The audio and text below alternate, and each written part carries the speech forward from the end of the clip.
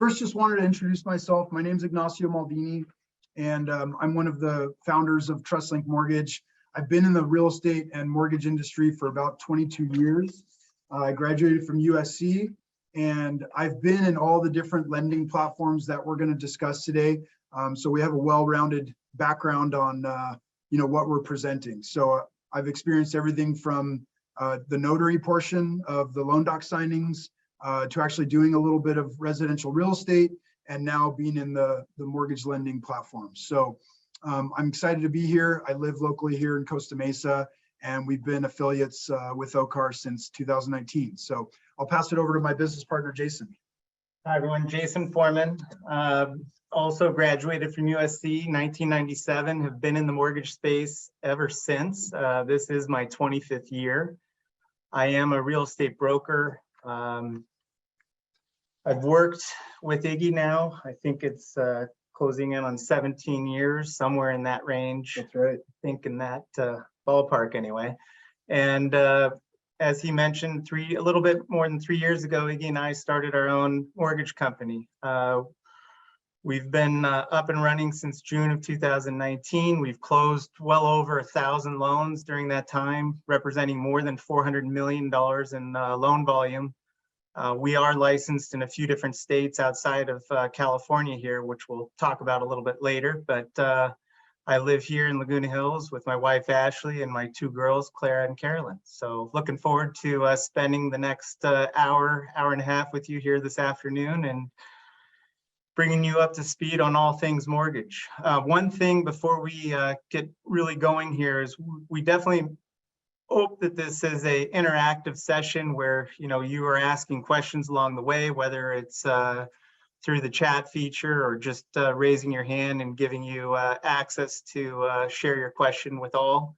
But we'll definitely answer those questions as they come. If it's something that we need to take as a takeaway and follow back up with you, we certainly will. So thank you for having us here today, and let's jump right in. Yeah, real quick, we talked a little bit about us. We'd love to get to know a little bit about you guys. So if you take 1 second and in the chat, just mention how long you've been in the industry, whether you're brand new or you're a seasoned veteran with 10 plus years. Just mention how long you've been in real estate, so we kind of know who our audience is. So some of the things that we're going to be talking about today, we'll start right with the current market conditions. So what are we seeing out there in terms of financing? What is our experience in dealing with you guys as the agents, and what are we seeing in the resale market? We'll talk a little bit about the benefits of ownership, more just like a refresher. Obviously, with the current rate environments, that's probably the biggest objection is, why would I buy now when the rates and the prices are so high? So we'll just cover some of those things. Pre-approval. What does pre-approval look like? How is it done? Why is it good for you guys and for your clients? We'll jump into the common mortgage mistakes. What causes deals to fall apart? How do you avoid it? How do you coach your buyer through it? Credit scores. How do they affect the financing? Why are they important? How do you monitor it? How do you improve it? The lending process overview. What does a loan look like from start to finish? What do the different lending sources look like, and that are available in today's market? And what are the differences between them? And then finally, we'll talk about the different loan programs that are available in today's market, give a little overview on each one, and go through any questions that you guys might have. And we'll try to point out some of the more impactful programs that we're using today and why they're good for today's market. And then finally, we'll just kind of touch overall on, what does the right mortgage partner look like? What do you guys want to look for, and why, and how is that going to benefit you and your business? Rates have been the talking point since really the start of the year. I think if you look back, and we'll get into a slide here in just a moment, but rates have really gone one direction since the start of the year, and that's been up, as we all know. And it's had a significant impact to affordability for our buyers and their buying power. And that's also something we're going to illustrate for you here to see. But one of the things that we have seen make a big move in this market has been ARMs, adjustable rate mortgages. And they're not the typical adjustable rate mortgages that we experienced back in the 2000s with teaser rates and all kinds of bells and whistles associated to them. Today's ARMs are very plain vanilla, where they're fixed for a certain period of time right from the start, and then they adjust thereafter. They come in various forms, but they're definitely making a comeback. We'll talk a little bit more about that, but just to give you some perspective here, so far this year, about 10% of all mortgage transactions are being done with an adjustable rate mortgage. You compare that to what it was last year, and it was closer to 3 or 4% total. So we're definitely seeing more ARMs being used today, especially on the higher end. Mortgages over $1 million, the majority, or I should say at least 50% of them today are being written with an adjustable rate mortgage. So definitely seeing ARMs coming back into focus with the raising rate environment that we have today. Yeah, and then as far as the type of market that we're in, I mean, obviously during COVID and 2020, 2021 was substantially a seller's market. I think every listing had multiple offers above asking, and the competition was just incredible.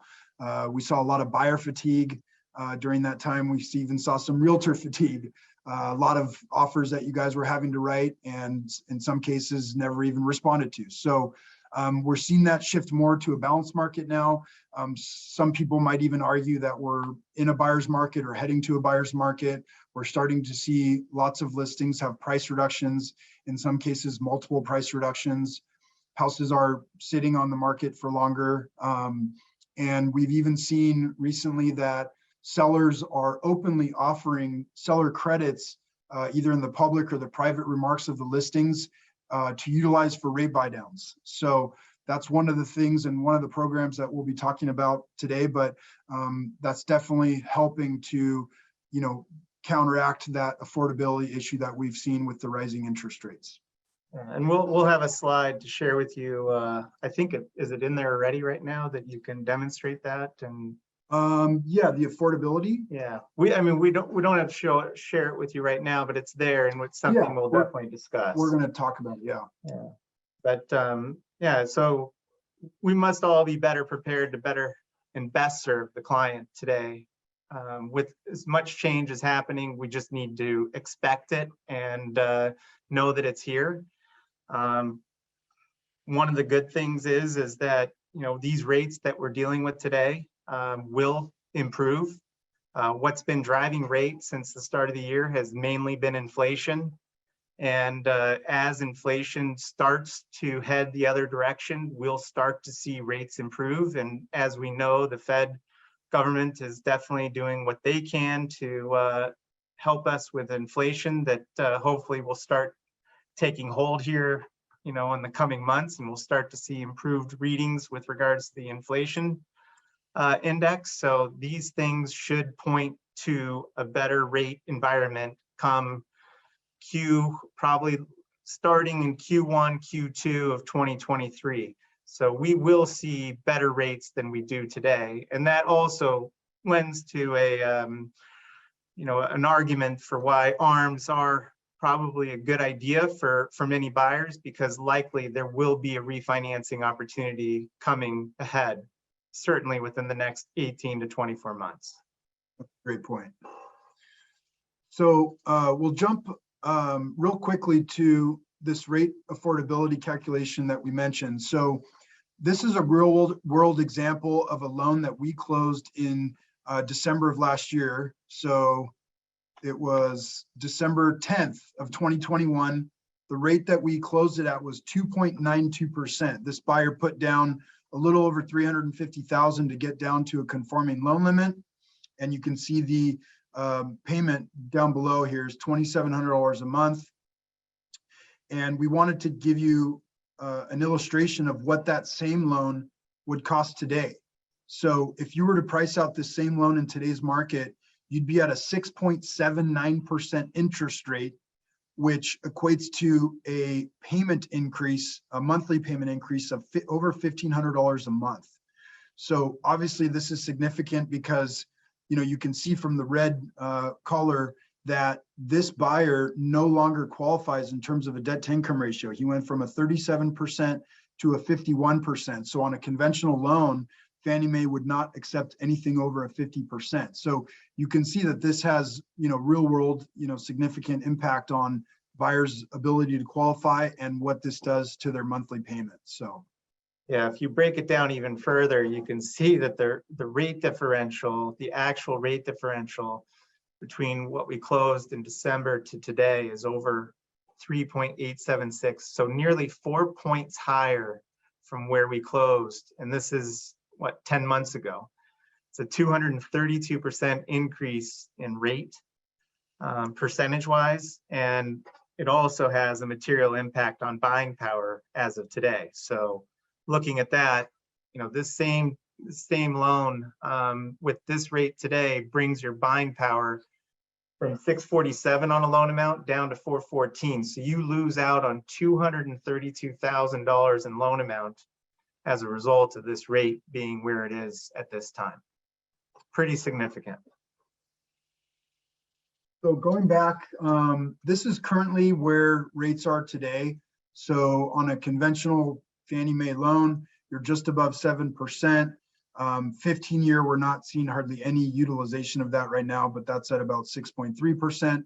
And then the ARMs are just below 6%. So I know this chart looks, you know, kind of give you some sticker shock, but as you can see, if you take it out to a 50-year view, in the grand scheme of things, we're still relatively low compared to where the last 30, 40, or even 50 years have been. And, you know, just to, you know, you maybe give your buyers some perspective with your own personal experience. I know for me, I purchased my home in 2005, and my interest rate on a 5-year ARM actually was 5.875. So we're not much different than where those levels were about 20 years ago. So yeah, historically, or I should say right now, things look pretty bad, but as Jason mentioned, things will come down and stabilize. And in the grand scheme of things, we're still in a really good position to argue that home ownership is still the way to go. So this information that we pulled up is something that you can pull up yourself from Freddie Mac. You can go right to their website and pull up the average rates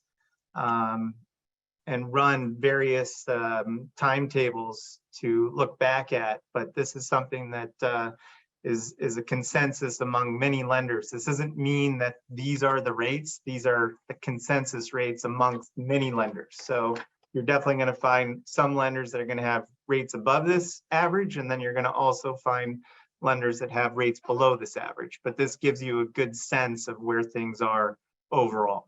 Yep. Any questions on any of this stuff, guys, so far? Any questions on current rates or anything that we've talked about? Elsie, you'll help us out there if anyone raises their hand. Yeah, I don't see any raised hands yet. So if you have a question, just click the raise hand icon at the bottom. All right, moving on. So let's just touch real quick on the benefits of home ownership. If any of you guys are working with anybody looking for a lease right now, or if you yourself are leasing, I'm sure you've seen that or experienced that rents are still continuing to go up. So one of the main benefits of home ownership, of course, is that you have stability, security, predictability on what your mortgage payments are going to be. So of course, you know, if you're in a 30-year fixed or even an ARM 7 or 10-year fixed, you know that your payment's not changing for X amount of time. So you can budget accordingly, and you're not subject to these rent increases that we're seeing. The other thing that most people mention is the tax benefit. So you've got deductibility on your mortgage interest and your property taxes that you're paying every year, which of course, you know, in today's environment where it seems like taxes are always going up, this gives you a shelter for some of that. Another point that Jason mentioned, which we're mentioning to all buyers that we're talking to today and even realtors, is that yes, the rates are up, and that's kind of the main objection that we're hearing today, but the benefits of homeownership still apply. And so buying now with the ability to refinance at a later date just gets you in at today's value, lets you ride, the appreciation up, and allows you to potentially lower your payment at a future date, so that you're already gaining that equity and you have the potential to lower your payment as well. So that's a huge thing that we're talking about right now, because as Jason mentioned, as soon as inflation gets under control, we know that rates are going to probably trend downward. So home appreciation, already mentioned that. Even though appreciation has slowed significantly, it's still expected to be in the low single digits. So even if that's 2, 3, or 4% for the coming years, that could still be a substantial amount, on the median home price today, which is probably close to $1 million. So if you own the home for multiple years, that could be a significant increase in your wealth generation. So renovating, personalizing your home, ability to access equity in the future once your home appreciates through a home equity line, that'll help you finance college or anything that you may need. I mentioned generational wealth, acquisition of rental properties to get passive income. Once you have those rental properties, the ability to utilize a 1031 exchange to defer tax liability, and just the general pride of home ownership. The American dream is still alive. So these are all things that we still reaffirm to people, and why it's still a great decision to buy a home. So. All right, let's jump into the pre-approval process. Why is it important? How does it work? What does it look like? So Jay, I'll turn it over to you. Sure. So we have an initial conversation, obviously, with the buyer to understand their financial picture. It's the most important step as we get going, is spending time with them and really uncovering everything that we can about them financially, and looking at all the opportunities as well at the same time. It's something that we definitely do majority of time over the phone, but we could do it via Zoom. We can do it in person. It's all of those options are definitely available to connect with the client and have that initial discussion. So from there, we take the application. Again, we're taking into account all their information pertaining to where they live currently, what they do for a living, their assets, and understanding that picture from them, and then from there running credit, and then ultimately taking into account all that information, and then looking at what is it that we could potentially do for them based on their criteria. And from there, we're going to discuss payments. Yeah, so once we have all their information, that allows us to determine the loan to value. Once we know how much down payment they have, their debt to income ratio, what their potential available reserves are, meaning the amount of money left over after down payment. And that allows us to drop them into whatever program we think is going to best suit their needs. And we present different options. So, not a 30-year fix won't work for everybody. Maybe you want an ARM, but you also want an interest only option. So that's where we kind of discuss all the different options and what is going to accomplish their goals financially for that home. Once we have all this information, it allows us to run the AUS, or the automated underwriting system, to determine eligibility based on the program they're using. If you're using a conventional loan, that's going to differ from an FHA or a VA loan, and they all have different qualifying criteria. So we need to make sure that the automated system is going to accept or give us an automated approval based on all their criteria, including their credit report. Another step of the process that's really important is getting the backup documentation to verify the income or the information that they've put on their application. So a lot of times buyers will put that they make X amount per month and that it's just a basic salary, when in reality, they're being paid hourly, or they have some commission component or overtime or bonus component to their pay. And all those types of pay are calculated differently. So we need to make sure that the income that we're using is going to be validated by the documentation that the underwriter is going to confirm. So that's really important, because a pre-approval that isn't verified with that documentation isn't really valid, and we want to make sure that you guys aren't wasting your time. Once we have all that and it's all done, the pre-approval letter is generated, and we'll typically deliver that directly to the buyer and copy you on the email so that you can include that with all the offers that you guys are sending out to the potential homes. So.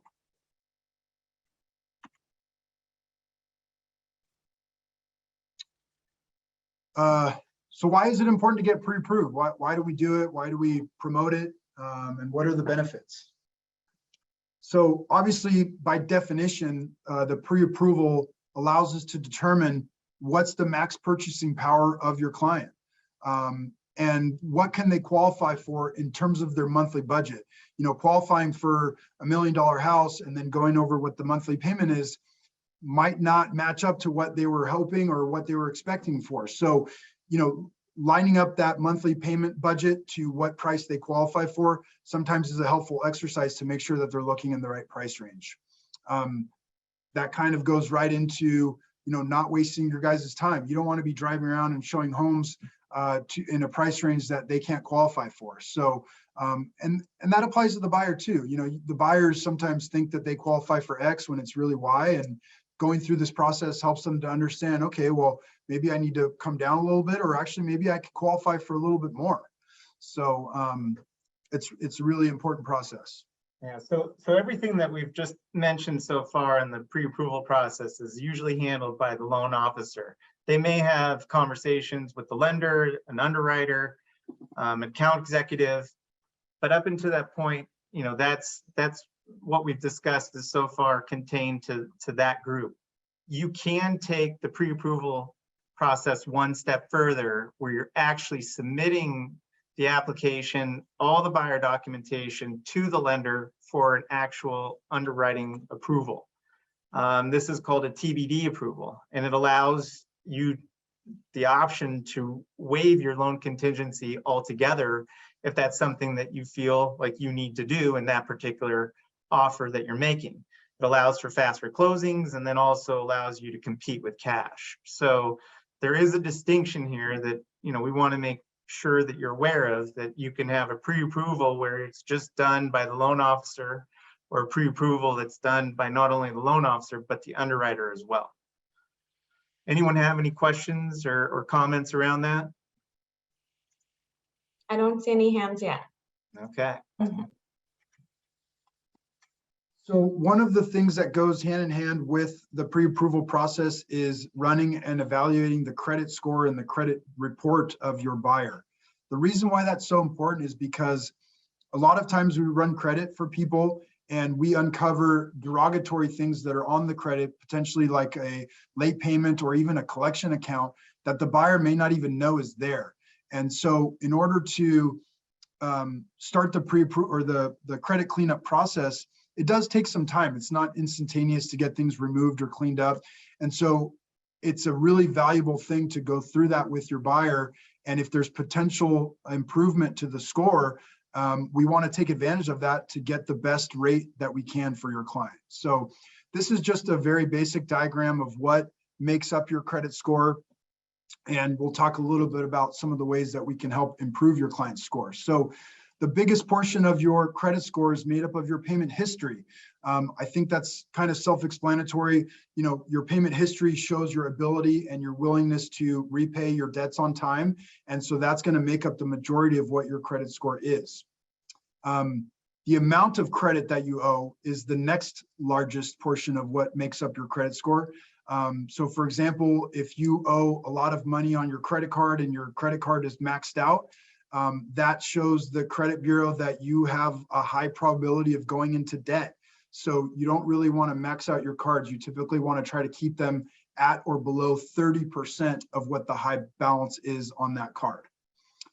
Next, we have credit length or credit history. So if you have two buyers, one has credit since 1995 and the other guy just opened his first credit card last year, well, obviously the first guy has a much longer credit history. And if he's had good payment patterns throughout those 27 years, that's going to be carry much more weight than somebody that only has a 1-year history and has only made 12 payments on their credit card. So that's another thing that makes up your score.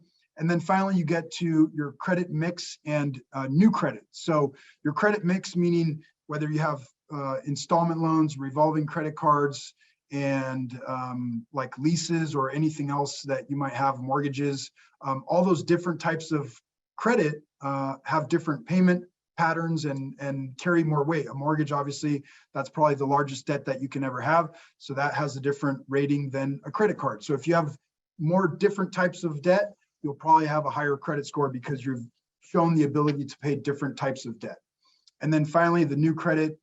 Anytime you open up a new credit account, that again shows the bureaus that you're potentially going into more debt or have a higher payment load. And so that initially will drop your score. So one of the things that we coach your buyers on is not to open any new accounts when you're in escrow or after you've been pre-approved, because that will typically drop your score until you have some payment history on that new account.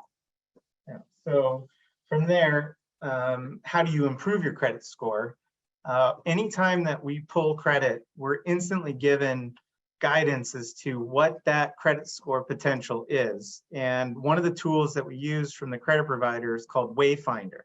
So for example, I have a client that I'm working with right now that they have a 659 credit score. And to get to 660, I'll plug it through Wayfinder, determine what it is that needs to happen in order for us to go to a 660 credit score or higher. And it comes back and gives us that guidance that we then share with the client to ask them to complete whatever that step is. And then from there, we can request a rescore and hopefully get that score above 660. That's what Wayfinder is. And it's a very helpful tool that we look at regularly whenever we're pulling credit, because the higher the credit, obviously, the better the rate. Yeah, and the Wayfinder gives us a very clear roadmap in a PDF format that we email to your client, and it gives them literally a step-by-step of, hey, pay this card down to this amount, close this account, or remove this authorized user. And if you do that, your score will be X now. And so we use that tool a lot, like Jason said. It's very helpful. So obviously, the other steps are pretty self-explanatory: paying your bills on time, not carrying a high debt load to your credit limit, not closing your unused accounts, adding authorized users. Sometimes removing an authorized user account can also help. So there's various things that we'll uncover at the time that we're running credit to determine how do we get the best possible credit score we can for the client. And then obviously, looking at the credit report through the annualcreditreport.com website gives you a look to see what is on your credit report. And the client has that right to go in there and pull that down on an annual basis to see what's there. So it could be very helpful in planning for purchase of a home if the client isn't ready there today.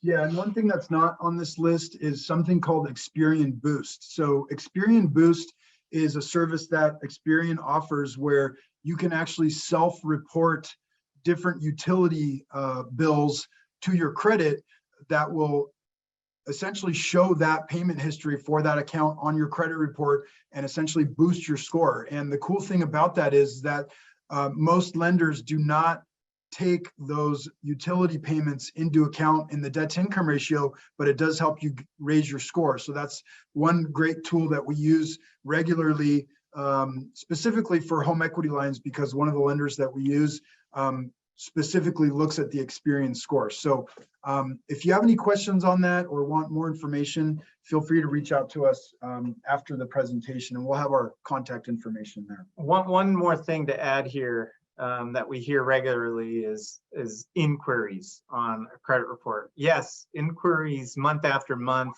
are not a good thing, but the process when looking at a mortgage, it's understandable that the buyer is going to likely speak to a few different sources when determining who they're going to ultimately work with for their loan.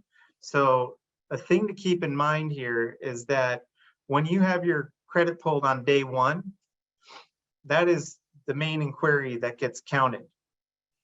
For the next 30 days, that client can have their credit ran day after day for the next 30 days, and those inquiries won't count against the client. So it's very important to know that they have this window where they have their credit pulled. It's not going to impact them in a negative way during that shopping period. So just something to keep in mind, because we do hear that pretty regularly. Yeah, I think the reason we mentioned that is because that's a common objection as to why people don't want to get pre-approved. And it's really kind of a myth. The inquiry, like Jason said, it's not that bad if you only run your credit once, or even if you run it a few times, they're all lumped in as the same inquiry. So just something to keep in mind to help educate your buyers if they tell you like, no, I don't want to check my score. So. Okay, moving along to the common mortgage mistakes. So kind of goes hand in hand with a lot of the credit stuff that we just mentioned. So a lot of times people buy a new house, they're in escrow, they're excited, and they want to run out and buy a new car. And that typically causes a problem for us because this new car payment that they have is now going to be calculated into the debt to income ratio. And many times, you know, especially in Orange County, buyers are kind of right at their qualifying limit. And so a $300, $400, $500 car payment will easily put them over the threshold for, you know, what they can qualify for on their debt to income ratio. So one thing we're always mentioning to buyers is not to make any large purchases once they're in escrow and before we've closed on their new house. Hand in hand with that is co-signing for somebody. So that's essentially the same thing. It might not be their primary debt, but they're helping somebody to co-sign for a new debt, whether it's a car, a home, or a school loan. And that debt is now going to come up on their credit report. And again, we're going to have to include that into their debt to income ratio. So we want to make sure that we try and avoid that type of thing as well. The one thing to note about that is once the payment has been made by the person that they've co-signed for 12 months, then it becomes an excludable debt from the transaction, given that the person that they co-signed for is making the payment exclusively themselves, not from a shared account, but from their own account, their own funds, and that it can be documented clearly for that 12-month period will allow for it to be excluded. So just something to note there on the co-signing piece. Another area that we come across challenges is changing jobs, not staying in the same line of work, switching from a W-2 position to self-employed. Going from self-employed to W-2 is okay, but going from a W-2 position to a self-employed position, you basically put yourself in a position where you're not going to be eligible for traditional financing for 2 years, because the lenders are going to want to see a 2-year history of your self-employment before they're going to allow for that income to be used. So something that we see not that often, but it's definitely something that can happen and does derail transactions should that take place. Yeah, and then another thing is cash advancing money for the earnest money deposit. So gift funds are okay, but anytime you're using a credit card to cash advance money, essentially you're borrowing that money, and you're not allowed to borrow the down payment, because it essentially means that, you know, if you're putting 3% down and you borrowed that money from your credit card, you're now essentially putting 0 down because you've essentially borrowed all the funds that you're using. Next is cash deposits. So Fannie Mae and Freddie and really all lenders are very particular about sourcing down payment funds and where they're coming from. So if you have any cash deposits, like mattress money, for example, or you've got a deposit from something that you can't source or just can't explain or document, we're not going to be able to use that money towards the closing. And so you may end up being short to close if the buyer doesn't have another account that we can use to substitute that money. And so sometimes we can uncover this through the pre-approval process if we have, you know, 2 months of bank statements. And we do mention that to buyers to make sure that they're not going to be depositing cash, you know, through the escrow period. Yeah. And then finally, something that we've seen very recently, like this year, that has really applied to us is not updating pre-approvals to account for current fluctuations in rate. So, I mean, as you saw with the example that we talked about, that buyer in the span of 11 months didn't qualify, but it's even more, you know, recent than that. I think Jason had a buyer 2 months ago that he pre-qualified and they just couldn't find anything. And they ended up identifying a property. And when Jason reran the numbers, the buyer was unable to qualify just from, the fluctuations rate in the last 2 months. So it's really important. We make it a point to stay in contact with our pre-approval clients up until the point where they've secured a property, because the changes in these rates nowadays are so significant that it does make a difference. So. Any questions on any of that, guys, before we move on? Okay, I'll pass it over to Jason. He can talk a little bit about what the loan process looks like from start to finish. All right, so we're ready to go. We've done everything up front that we need to do with the pre-approval. The buyer's offer is now accepted, so escrow opens. The next step from a loan officer standpoint is requesting fees from the escrow company for both title and escrow fees, and then putting together the initial disclosures, which are sent out for e-signature. That is the common practice today, that all disclosures are sent electronically to the client to review. It's something that the loan officer should be reviewing up front with the client to make sure that everything that they've discussed in terms of the program is all outlined on paper. So that is a first step, a really important first step that the loan officer and the buyer gets through to make sure that we're on the right track in terms of the program. So from there, once disclosures have been signed, I should say just after that, then we prepare the file for loan submission. We've gathered documentation from the buyer, but there may be a few additional items that are needed for the processing and underwriting of the loans. So we're gathering all those items along with the fully executed sales contract and then submitting it to underwriting. Underwriting should really take no more than a day to a couple days, depending on the lender. Sometimes the lender is moving so quick that it could be a same day underwrite.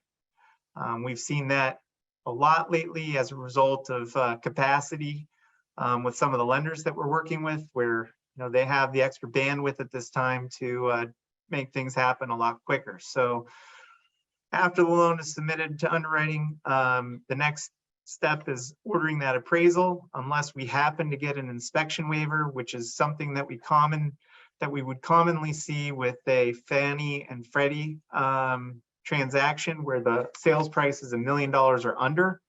It's possible to get that inspection waiver where no appraisal is actually needed, but the majority of programs out there today are requiring an appraisal. After the loan has been submitted, appraisal's ordered. Next is getting that approval from underwriting, and at that time, it's something that we, along with our processor, is looking at, going through those conditions that are requested from underwriting, making sure that anything that the underwriter is asking for isn't something that was already provided, or getting any sort of clarification that's needed from the underwriter before reaching out to the client to ask for those items. Another step in the process, a milestone step in the process, is sending out the closing disclosure at that time. There's a chance that sometimes it could be done and issued a little sooner than that, but this is typically where we would see the closing disclosure sent to the client. So after we've reviewed all the conditions, the next step is the processor or ourselves as loan officer reaching out to the client for those items, requesting them from the buyer, putting them all together, and then along with the appraisal, we're submitting those items back to the underwriter for review and final sign off. The next step. Yeah, so once we have final approval, we get what's called clear to close. This is kind of one of our favorite steps in the process. We love to call you guys as the realtor and let you know that we are clear to close. That means that all the conditions on the loan have been signed off and we're ready for final loan docs. So once the final loan docs are ready, we will send that to escrow and get an estimated closing statement that we then send to your buyer and go through it with them so that they understand how much cash they need to close, where do they wire the money, do they have any questions on any of the line items. And once everything is good and they feel comfortable, we set up the signing appointment with the notary. Now, buyers can wire their closing money to escrow either before or after they sign documents. Sometimes it just depends on the timing. If we're really tight on the schedule, we just tell them to go directly and wire the funds as soon as possible. Or if there's more time, they can, sign their final loan docs and then wire maybe the day before closing. Once the loan docs are signed, escrow confirms that we have the closing money in, we'll fund the loan. So once the loan funds and it's sent to the county for recording, once we receive confirmation from the county that the transfer has occurred, we'll call you guys and call your buyers, let them know that everything is official, and that's when you can release keys to your clients. So it's really exciting being part of that journey for the buyer, especially if it's a first-time buyer. And it's really one of the things that we take pride in our job. And we just love meeting all the new people and helping them through this. So as it notes here, Jason mentioned the capacity. Right now, it's very realistic to achieve closings in as little as 14 days, 21 days. It does depend a little bit on the loan program.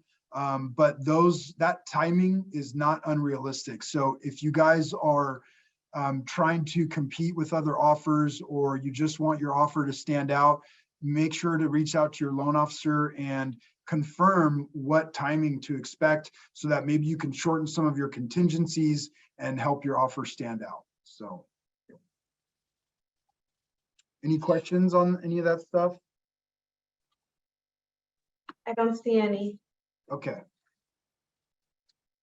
All right, so I'll let Jason talk about this slide, but essentially there's 3 primary platforms that you might be familiar with or have worked with in terms of mortgage financing. And we're going to talk about a little bit about each platform and some of the differences.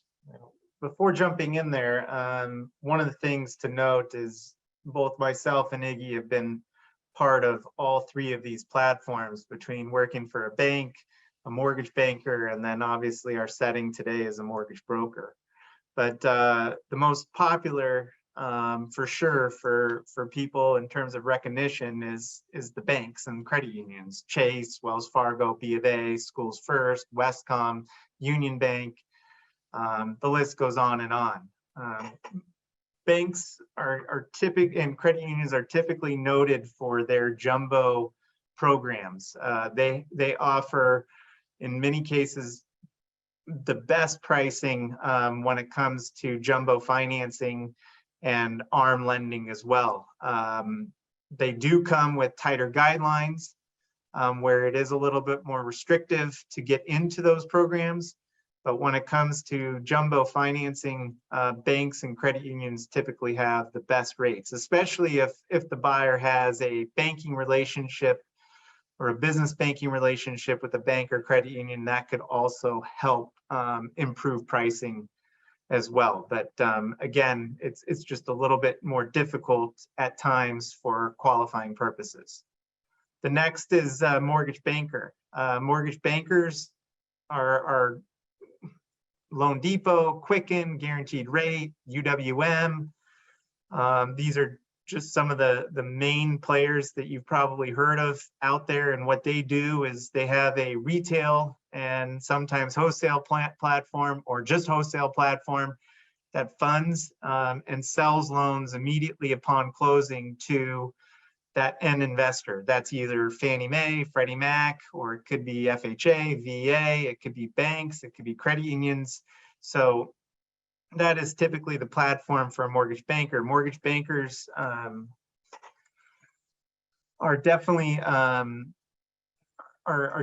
a source for lending and have been very popular over the last decade or more, for sure. But then lastly, what we come into is mortgage broker, what we are today, and something that's definitely picking up more and more market share as time goes on here. Yeah, so we're set up as a broker, and the reason why we think it's the best setup is because we really have access to all the programs that the mortgage bankers and the banks have. We have the ability to shop all of them. And we could do it all at the same time for your clients so that we're not missing anything. I'll give you one example. If you go to Wells Fargo today, they don't do FHA financing. They might have some proprietary program that's similar to it, but they don't offer FHA. And so if you come to us, we've got the FHA and all the other stuff that Wells Fargo offers. So we really feel like that's a big advantage over the other two platforms. Not only does it allow us to shop for the best program, but of course, the best rate. So we have 30 different lenders that have FHA loans. And of course, we're going to go to the best one. We're not going to be stuck with just Wells Fargo's options or Loan Depot's options. We have access to them all. Another big thing that we have the ability to do is switch lenders. So if you go to Wells Fargo and lock your rate, that's it. Your rate's locked and you can't take another look at the market. But with a mortgage broker, we have the ability to lock a rate with one bank. And if the rates drop, we could essentially leave that first lender, re-originate the loan somewhere else and take advantage of the new market conditions. So, in the last couple of years where we were seeing unprecedented rate, improvements and stuff, we took advantage of that a lot. So, and finally, mortgage broker, we're local to your market. We're here, we're affiliates with OCAR. We know the current market conditions. We're familiar with a lot of realtors. Sometimes that can make the difference of getting your offer accepted. If you have a pre-approval letter and the realtor on the other side is familiar with the loan officer, that gives them a sense of comfort that, they're going to have a smooth transaction, and that honestly can make the difference sometimes. So one of the things that we wanted to highlight today, something that we're really excited about, we recently gained a relationship with a credit union that gave us access to a program that has really been gaining a lot of traction and helping with affordability in today's high rate environment. So we actually sent out a handout, and I'm going to put up on the screen the flyer that we shared with you guys and just kind of illustrate one of the programs that we're promoting today. So this is a flyer that I created. I actually used this flyer, display size. There you go. Okay. So I'm sure the font is small. Hopefully you guys can see this, but I actually visited this open house yesterday. Gloria actually was not there. Her business partner, Mickey, was there, but I spoke to her and I created this flyer for them. This is their actual price point. And what I did was I showed what a potential seller credit would look like and what that would do in terms of a rate buy down. So on the jumbo price point, the 2-1 buy down that you guys maybe have heard of recently is not available on jumbo programs. And so a permanent buy down with this specific loan through a credit union is very useful because it allows for 10% financing or even 5% financing, depending on your price point. And buyers oftentimes don't know that this stuff exists, and even the realtors. If you're a realtor and you don't know that this program exists and you get an offer or somebody that's willing to buy that only has 10% down and you don't know that this program's out there, you could potentially lose a sale. And so not only are we educating realtors and buyers that this type of financing exists, but also the aggressiveness of the rate that goes along with this credit union. So as you can see, the 7-year ARM with a 1.5 point buy down is at 5.5%. Well, if you're looking at a conventional loan above 7%, like you saw on the earlier slide, a 1.5 point discount to the rate is going to be substantial in terms of a payment reduction to the buyer. So I don't know if you have anything else to point out, Jason, but we were really excited about this program and about the ability to provide these types of flyers and these tools to have in your open houses and to present to any buyers that you might be working with. So, yeah, so I think going back to Iggy's point was, the mortgage broker platform does have access to various lenders, and that opens up your opportunities for financing and being able to assist a client that, may be talking to someone that's telling them they can't be helped. So it just gives them assurance that, you know, there's other sources out there to be considered. And that's kind of what we're trying to illustrate here for you now, is showing you the variety of programs that are out there. Good point. Anybody have any questions on this program, specifically on the flyer? For anybody that had joined a little later into the webinar, the chat functions are not enabled. So if you have any questions, please use the raise hand feature, and I can unmute you to ask today's speakers. And then these attachments will also be emailed out with the recording to everyone. Thanks, Elsie. How do I get out of this? Yeah, I don't see anybody yet with any questions. All right, thank you.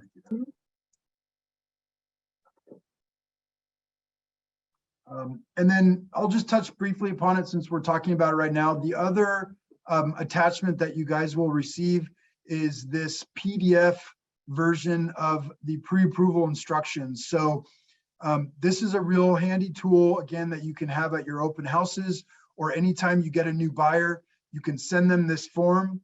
The hyperlink takes you directly to the online loan application, or they can scan this QR code and it takes you right to the same place. And then you've got a list here of the different documents that they're going to want to provide to complete the pre-approval process. So it's very self-explanatory. It takes you step by step through what you need to do, and something that might, seem overwhelming at first is very, simplified down to a one-page document. So again, we can customize this, put your information on it. Feel free to request it from us and we can make a custom one for you. And yeah, it's very useful. So, okay, jumping back into the presentation. What we're going to talk about next is the different types of loan programs that are available in today's market, and then go over any questions that you might have. So we'll start right here. So essentially, we've got conventional financing. That's your typical Fannie and Freddie, plain vanilla stuff. FHA, VA, jumbo, so typically anything over about $1 million. Home equity lines and fixed second mortgages. And then, of course, all the alternative programs that we're going to talk about and mention some of the more notable ones. So we'll jump right into conventional financing. Again, yeah, go ahead. Fannie Mae and Freddie Mac are your two primary sources for conventional financing. They do 7 out of 10 loans that originated across the country. They come in fixed and adjustable rate mortgages for 1 to 4 unit properties.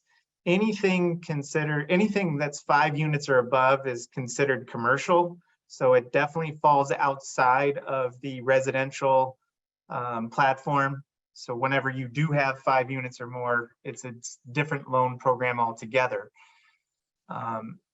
Primary, secondary, and investment occupancy types, financing limits, 97% for conforming loan limits for primary residence, 90% for second homes, 85% for investment homes.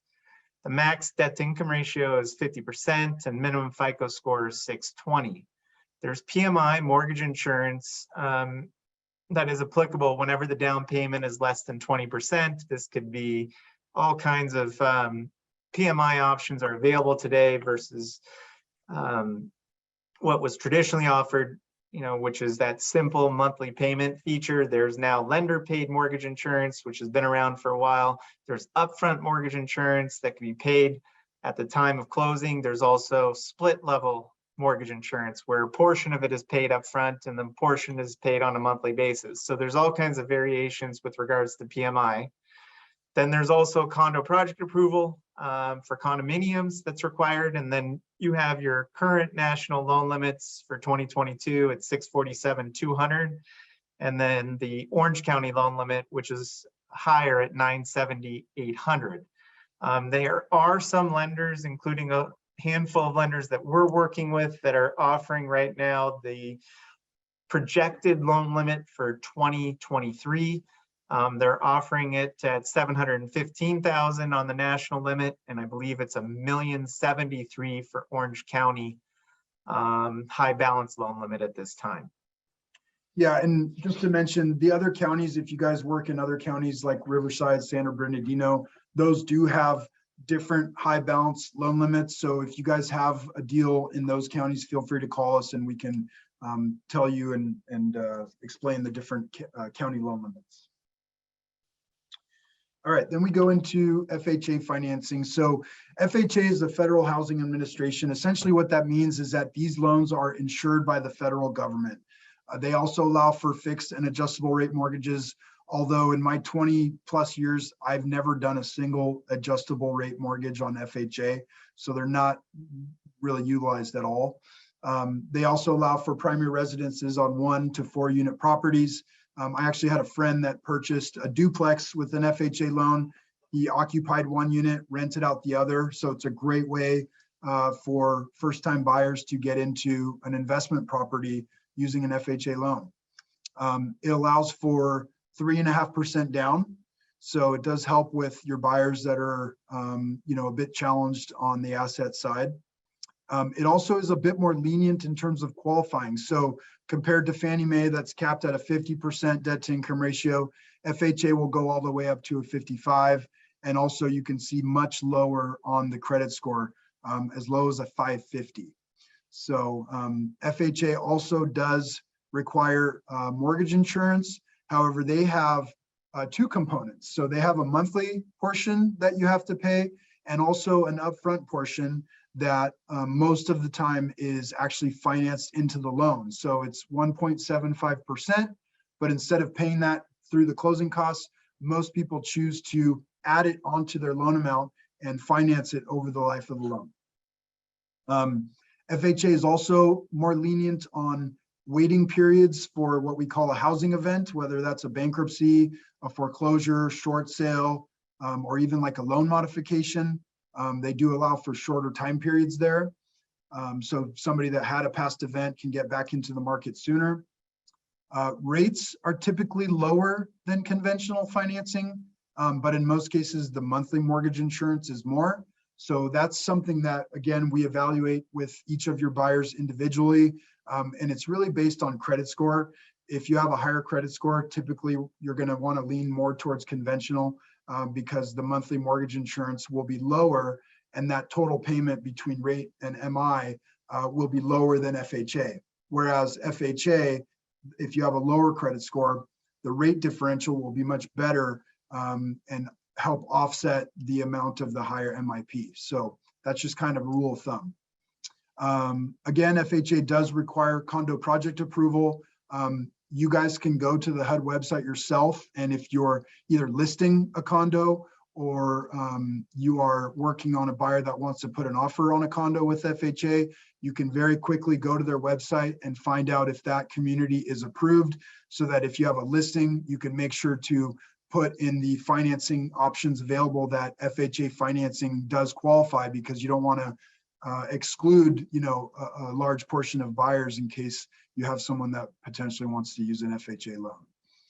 Finally, for FHA, the national limit is 420,000, but as you can see in Orange County, the limit does go all the way up to the conforming high balance limit of 978,000. And again, that's expected to go up to $1,073,000 in 2023, but we do have lenders now offering that. So. Looks like we have a question.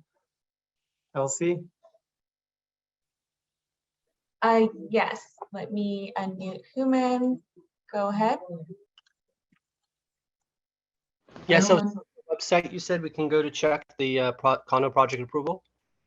Yeah, there's a website. If you just type in Google like FHA condo approval, and you find the result that is coming from the HUD.gov website, we could probably just quickly do it. Go to HUD.gov. Do it now. Do you have a community in mind, Human? Do you know a particular name of a condo community that we can look up?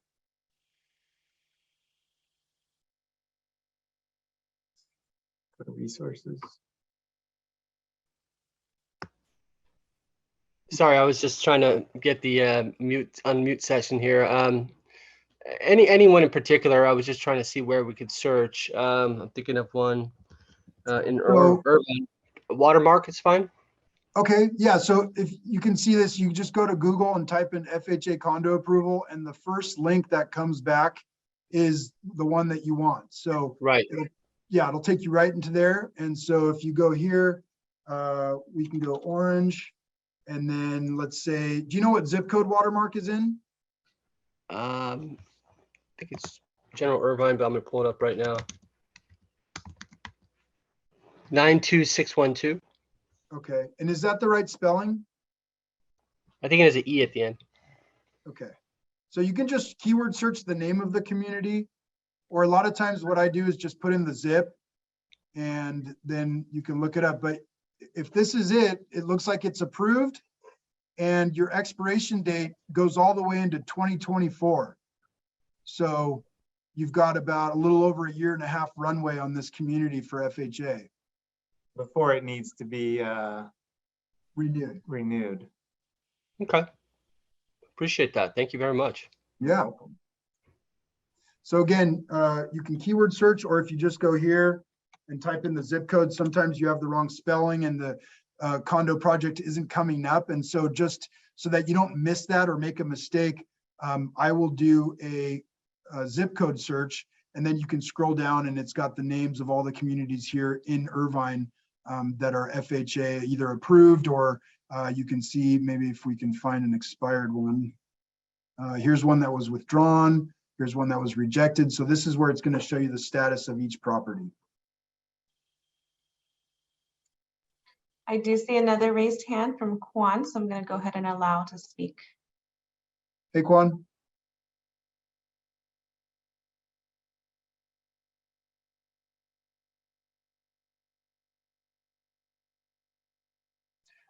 Maybe, are you on mute? They are. I did do ask to unmute. So, I'm sorry. I got.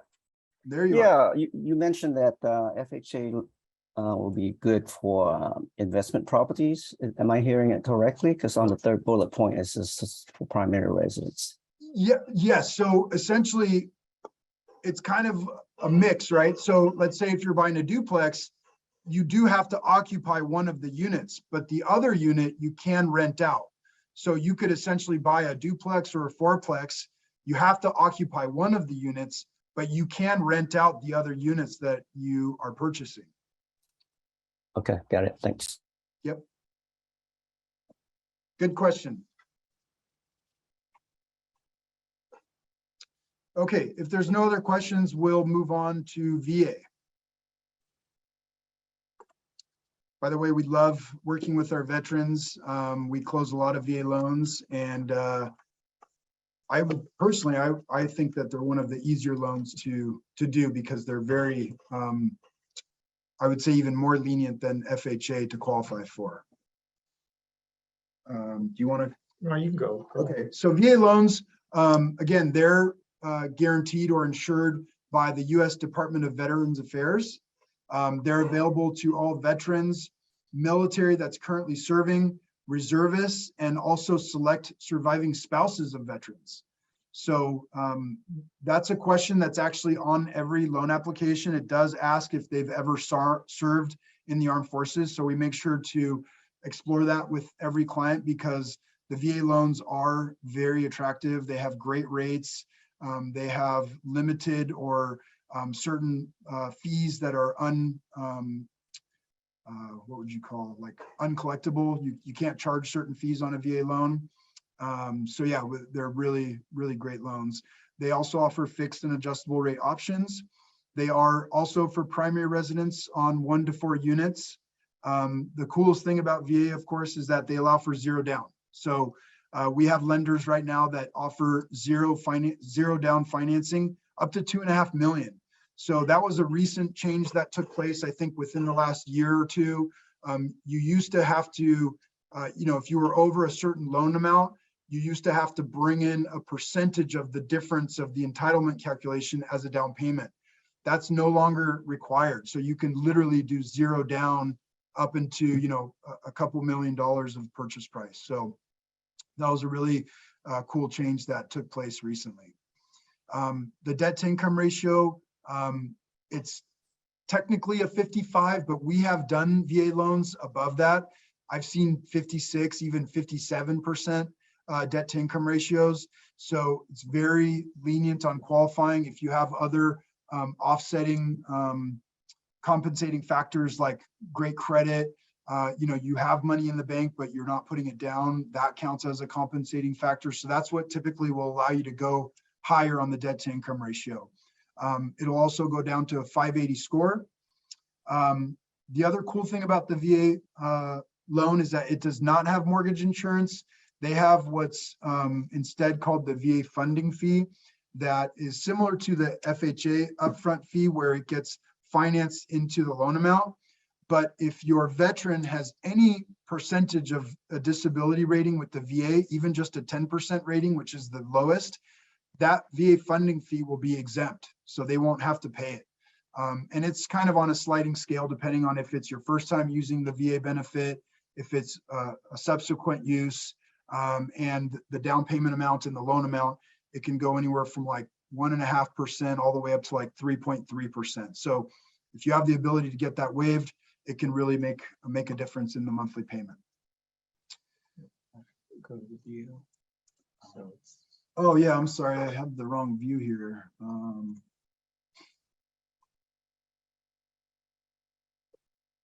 Yeah. Okay, sorry about that. Again, no monthly mortgage insurance. Interest rates, again, are significantly lower than conventional financing. So we'll pull up a rate sheet a little bit later and kind of show you the spread. And then finally, VA also, like the other loan programs, does require condo project approval. And again, we have the website linked right there where you can check a specific project to see if it's has VA financing. It definitely is a benefit to know that if you have a listing so that you can mark it in the remarks to, again, make sure that you're not excluding any potential buyers. Any questions on VA? I don't see any raised hands. Okay, and guys, I know we're going through this very high level and very quickly. We're just trying to cover all the information. There is a lot more detail and stuff that goes into all these programs, and please feel free to reach out to us. We would love to, educate you further or answer any specific questions that you guys have on any of these programs, or if you have a specific buyer that you're working with that fits into one of these categories and you have a question about whether they qualify or whether you think that they have a chance and you just don't want to waste your time, call us and we'll be happy to run through a scenario with you. Next we get to jumbo financing. Yeah, so this is probably the most popular type of financing here in Orange County, no question. So again, sourced primarily from banks and credit unions. They come in fixed and adjustable rate mortgages, including interest-only options. So every option that we've discussed so far, conventional through Fannie and Freddie or FHA and VA, does not have any interest-only components to them. Jumbo financing does. They do require typically a much greater down payment in order to have that feature offered, but it is something that you will see being offered through one of these particular sources. Primary, secondary, and investment properties, again, 1 to 4 units. Financing limits, you can get as high as 97% financing for primary residence with jumbo financing. An example is one of our particular lenders that we work with. You could be in a position where you're looking at a home for a purchase price of $1 million. That purchase price can be financed 97% with a loan. So there are, again, outliers here where some banks, some credit unions are offering things that not others are offering, especially in this example that I'm sharing with you. So 97% financing is a possibility, 90% for second homes, 75% is typical for investment homes. Now, each lender will have, like I said, with the primary financing option, will have variations to their second homes and investment homes. in terms of what levels of financing they'll offer. Loan amounts as high as 10 million, definitely more than that in certain instances. Debt ratios as high as 50, but and minimum FICOs at the 680 level. There's definitely going to be some outliers to that too, where some banks, some credit unions are going to be closer to 40% or having a higher FICO requirement of 720 or above. So there's variations there on that front as well. Mortgage insurance is another variation. So anytime that you're financing more than 80% doesn't always mean in the jumbo setting that you're going to have mortgage insurance. Sometimes it's not applicable, but other times it is. It just depends on that particular bank or credit union. And the same is with the reserve requirements. Some can be as little as 0, and others are going to be looking for 3 years of reserve requirements. I would say that that's probably most applicable when it's an interest only setting, that you would have reserves that high, but definitely reserves are pretty common when doing jumbo financing. Yeah, and I think the kind of the average or the sweet spot for reserves is anywhere from 6 to 12 months. 36 months is definitely the exception. There's not many lenders that require that, but we have seen that range, so we just wanted to mention it there.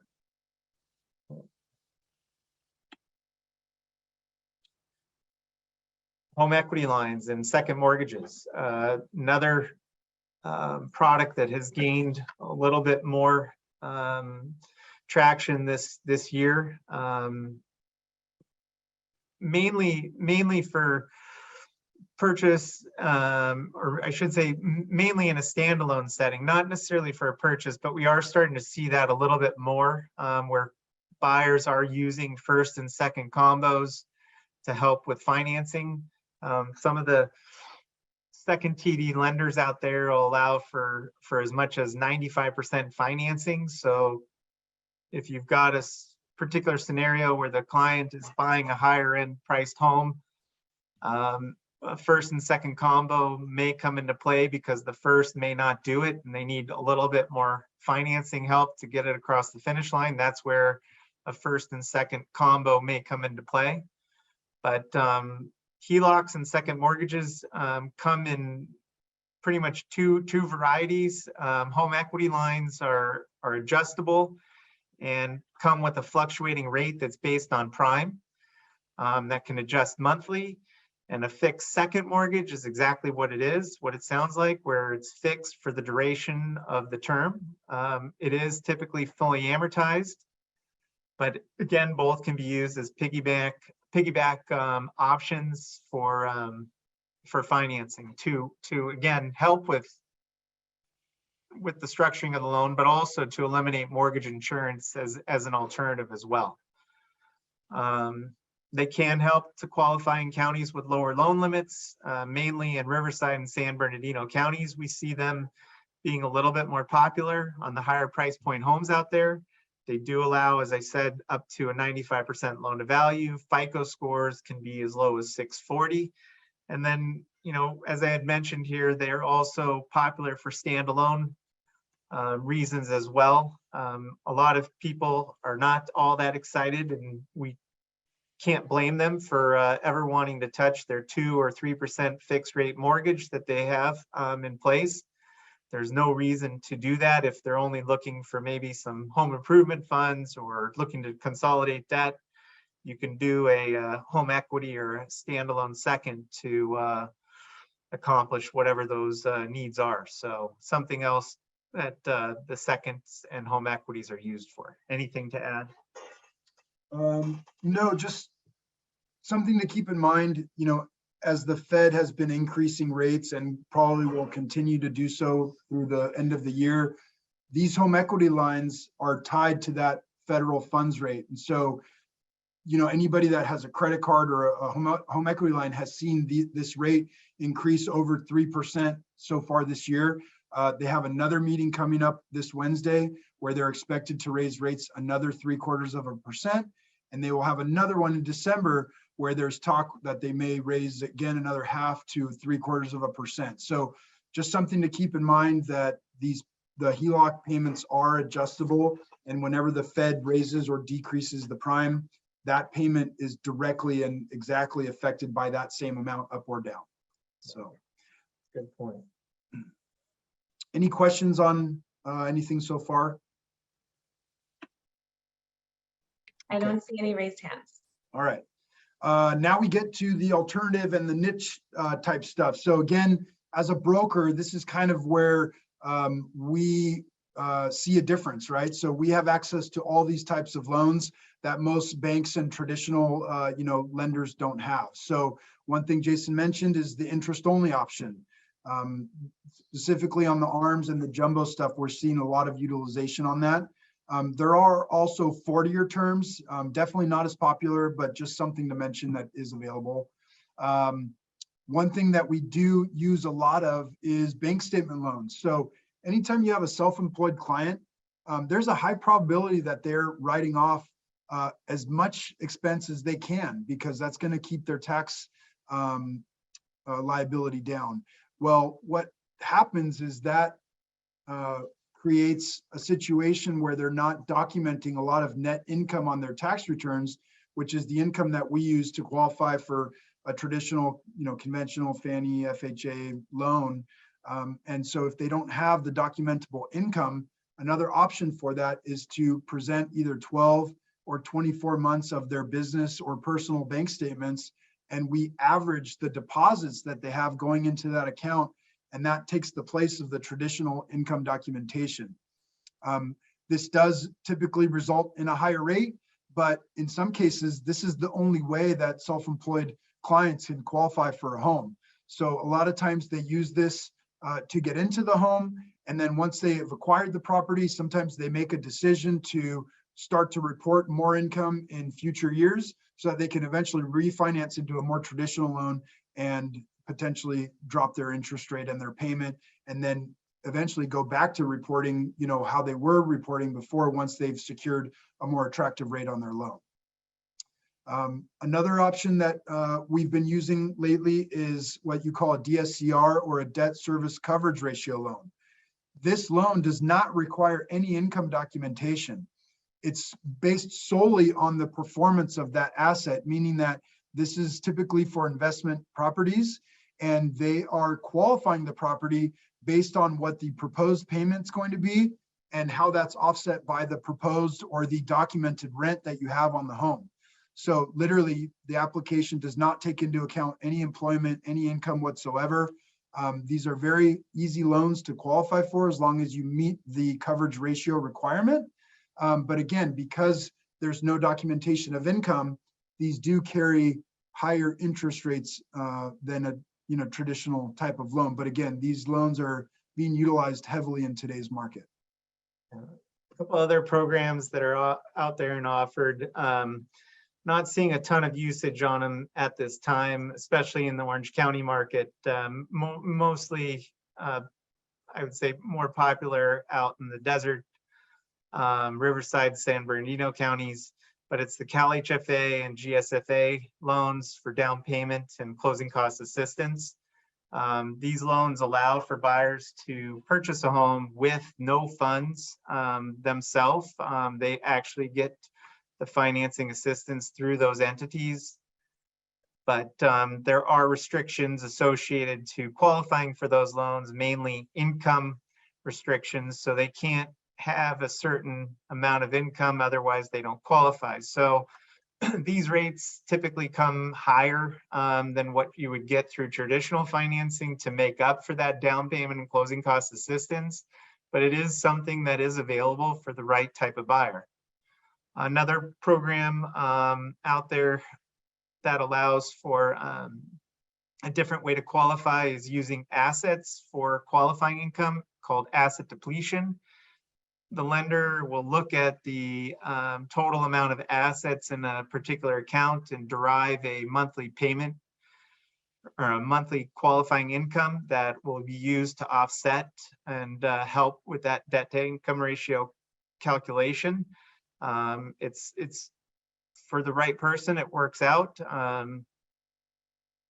with the right amount of assets needed to help with that cause, but it can be used in conjunction with regular income. So it's something that should be looked at if ratios are too tight and there's extra assets that are left over. It could definitely come in and help save a deal.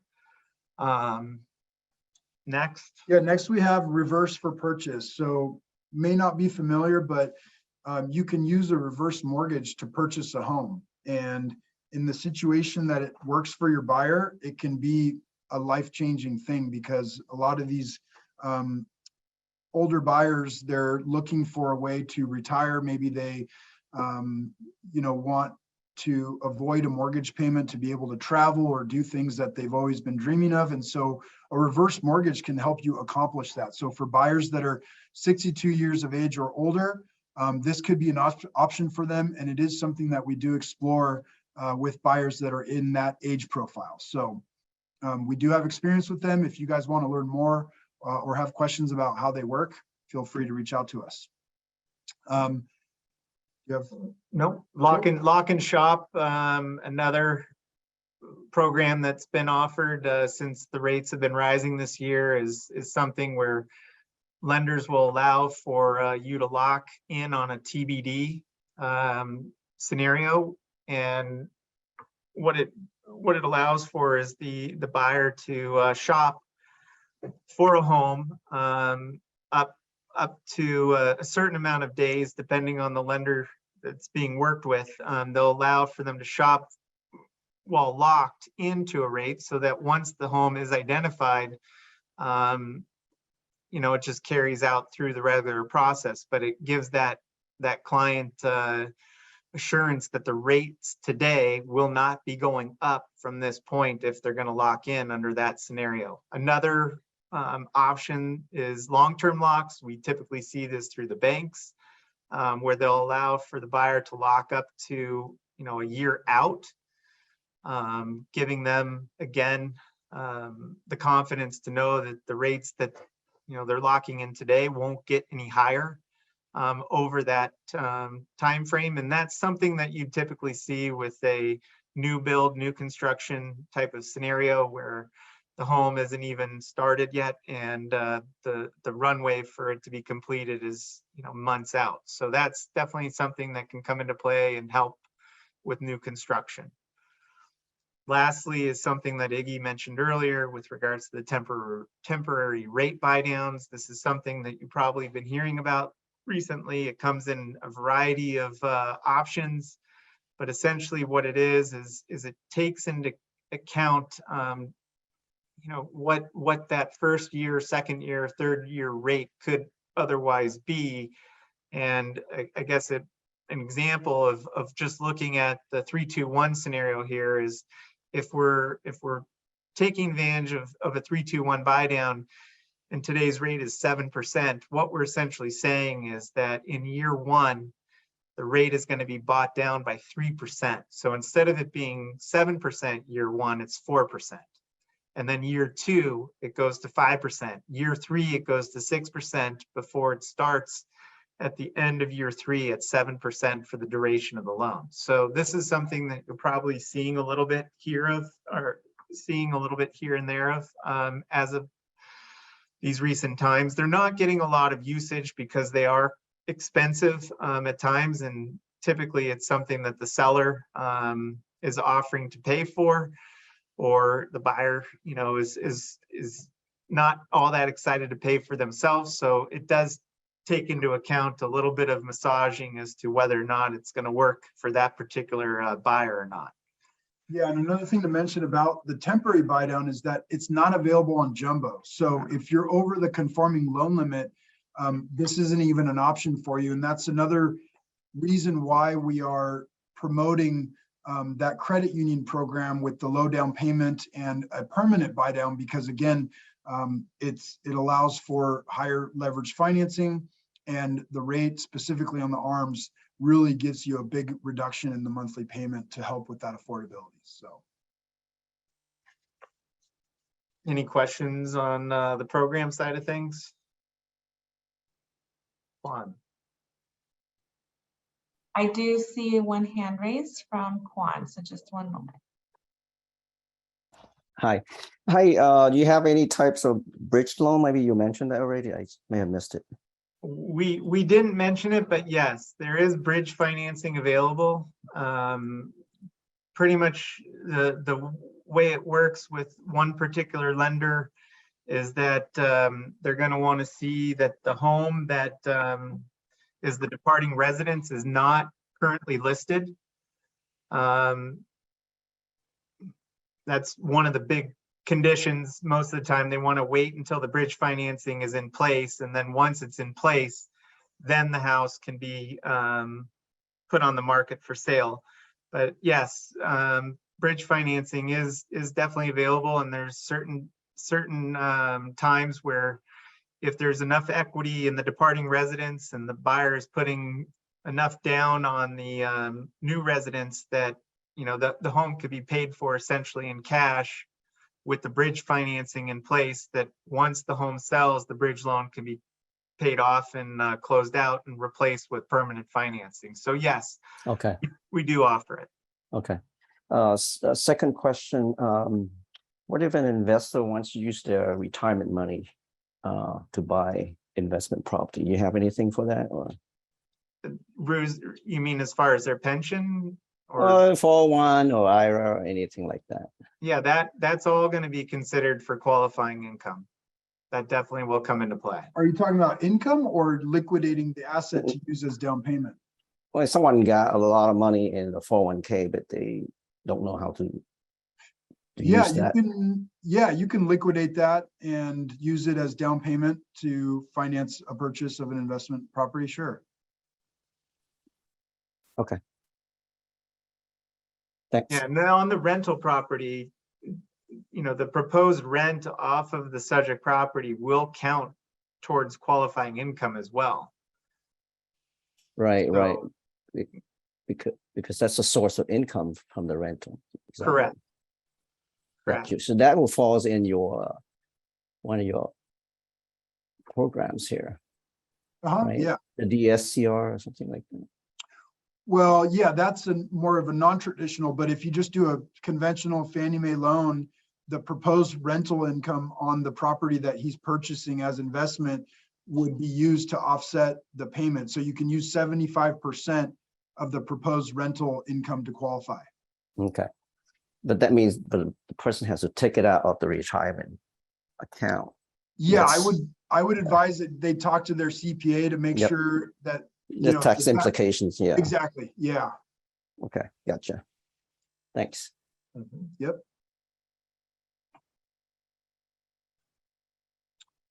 All right, guys. So this is kind of our final slide, and we wanted to just kind of talk about what we think is valuable in terms of finding a right mortgage partner. So what we just went over is the product knowledge.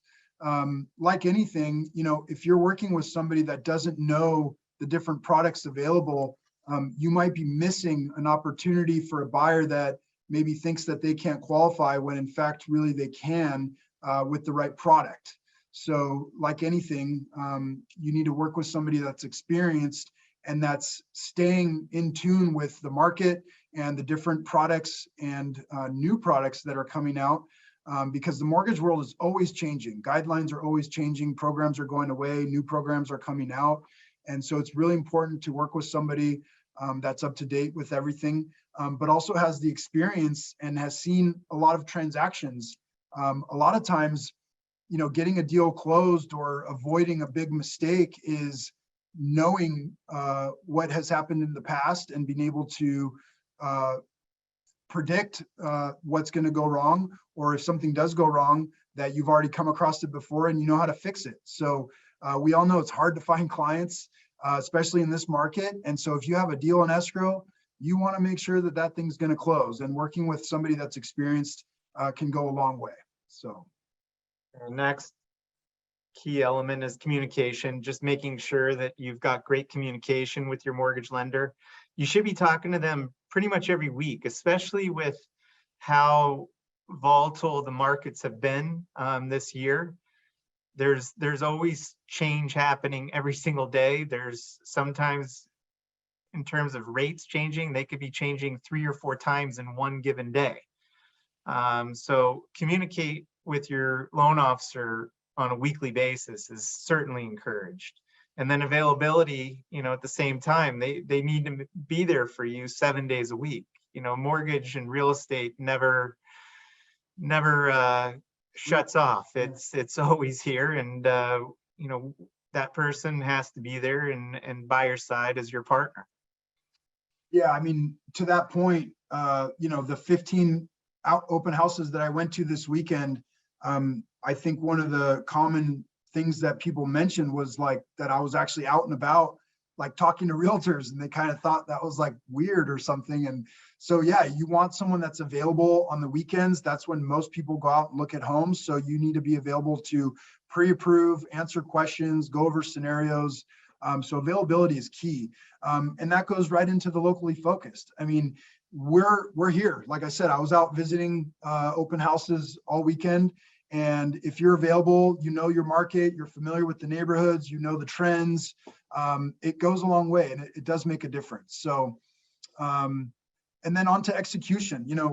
None of this means anything if you guys can't work with a lender that can get the deal done, right? You guys don't get paid. We don't get paid until the thing closes. So executing is kind of like the key thing of, can you actually close the deal, close it on time, get a good result and an experience for the buyer, and leave them with, a lasting impression that's going to result in referrals. I mean, that's ideally what we're all striving for, right? A referral is the easiest, cheapest lead that you can get. And if we're doing our job and you're doing your job and the client feels like we're working as a team, that is going to make the biggest difference, because they don't feel like they have to talk to 2 different people and tell each one of them the same thing. They know that we're talking and they feel it. So it's really important. And then finally, the relationship and the reputation.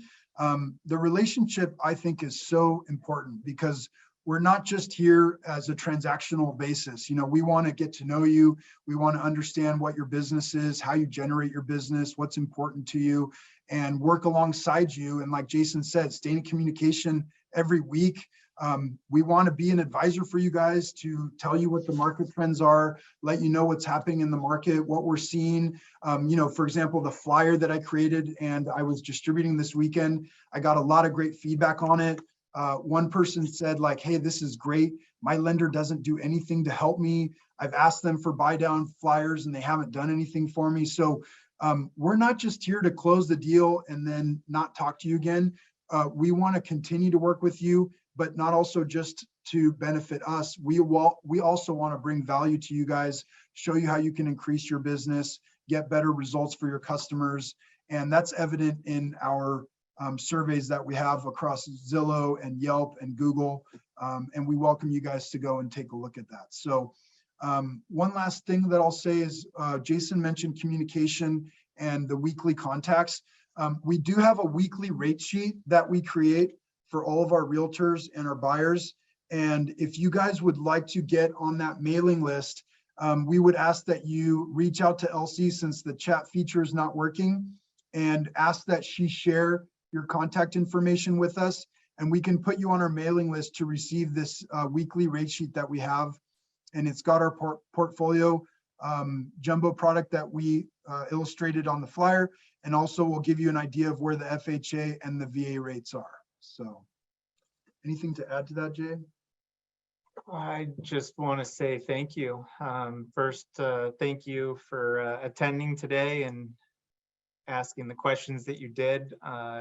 As Iggy said, we're here for follow-up should you have any additional questions that you have that come to mind after this presentation ends. But we just really want to thank you for spending the last 70 minutes with us here today. Is that right? Hour 90 minutes. Oh, wow. Hour and a half. Okay. Any other final questions that you guys can come up with, guys? If not, our contact information's on the screen. And again, make sure to share with Elsie if you'd like us to put you on our mailing list.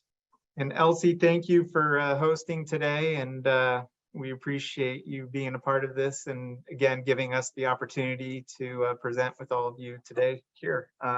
Wish you a happy Halloween and we look forward to hearing from you again.